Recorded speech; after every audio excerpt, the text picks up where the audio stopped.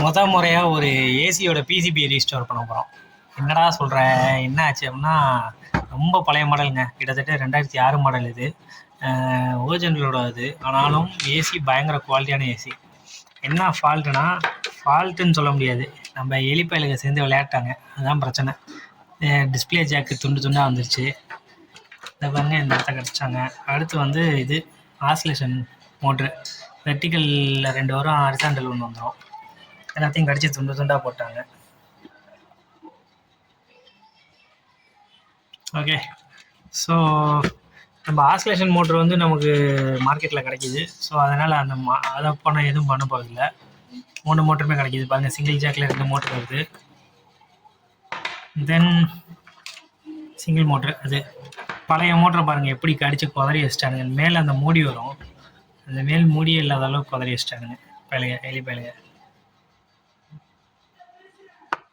இந்த மாதிரி இருக்கும் மூடி. ஸோ இப்போ நம்ம என்ன பண்ண போகிறோம் இந்த வீடியோன்னு பார்த்தீங்கன்னா, இந்த மோட்டரை வந்து நம்மளால் எதுவும் பண்ண முடியாது, ஏன்னா ஒட்டை வலிச்சு எடுத்துட்டாங்க. இந்த டெர்மினலில் சால்ட்ரிங் பண்ணலாம், பட் ஜாக் கிடைக்காது. ஸோ ஜாக் வாங்குறதுக்கு நம்ம மோட்டரை ரீப்ளேஸ் பண்ணிடலாம். இந்த மோட்டரோட ப்ரைஸ் வேணும்னா கமெண்ட் பண்ணுங்கள், நான் என்னென்னு சொல்கிறேன்.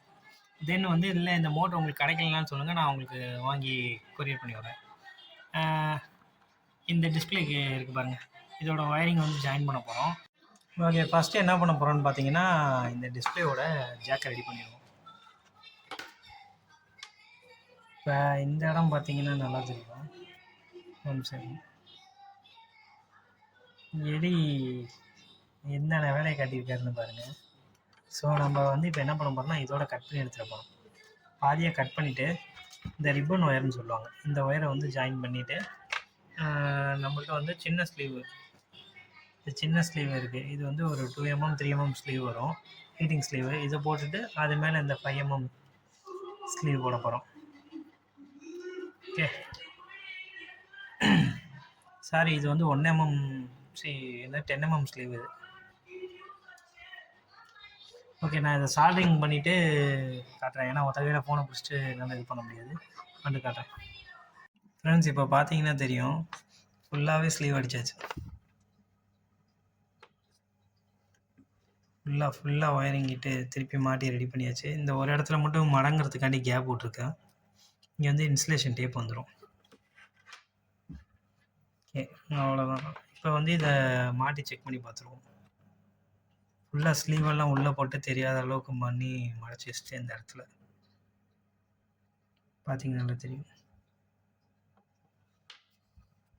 சரி, எல்லாம் முடிஞ்சிருச்சு, மாட்டி செக் பண்ணி பார்ப்போம்னு பார்த்தா ஏசியில் எரர் கோடு ஆரம்பிச்சிச்சு. என்னடா எரர் கோடு, ஃபேன் மோட்டர்னாலேன்னு பார்த்தா இது பழைய மாடல். ஸோ இது ஃபீட்பேக்லாம் வராது. தென் என்னதான்டா பிரச்சனைன்னு பார்த்தா, நம்ம எலிப்பைய இந்த சென்சார் வருது பாருங்கள், ரூம் டெம்பரேச்சர் சென்சார் ஒன்று, காயில் சென்சார் ஒன்று, ரூம் டெம்பரேச்சர் சென்சார் ஒன்று. அதில் வந்து ரூம் டெம்பரேச்சர் சென்சாரோட ஒயரை வந்து கட் பண்ணிட்டாங்க. இப்போ மாட்டிட்டு திருப்பி செக் பண்ணி காட்டுறேன் பாருங்கள். இது ஆசிலேஷன் மோட்டர்லாம் மாட்டியாச்சு. இதில்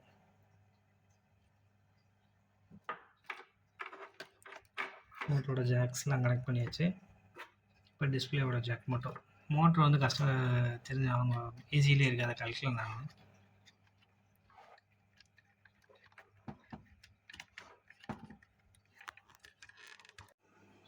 நான் சுவிட்சை போட்டாச்சு, ரிமோட் இல்லை, அதனால் டேரெக்டாக இங்கே பட்டன் இருக்குது, அதில் ஆன் பண்ணி பார்ப்போம். ஆன் ஆகிடுச்சு, மோட்ரு ஓட ஆரம்பிச்சிருச்சு.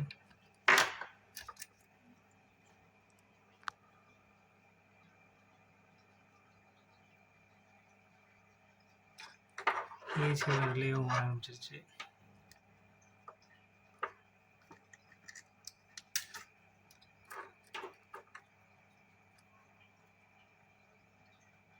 மோட்ரு சுத்தர தெரியுதுங்களா?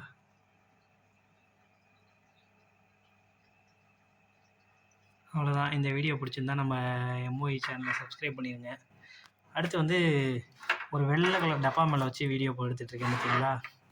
இது என்னன்னு பார்த்தீங்கன்னா, நம்மளோட பிசிபி ரெடி பண்ணுறதுக்கான டிஐஒய் பிசிபி ரெடி பண்ணுறதுக்கான எக்ஸ்போஷர் பாக்ஸு.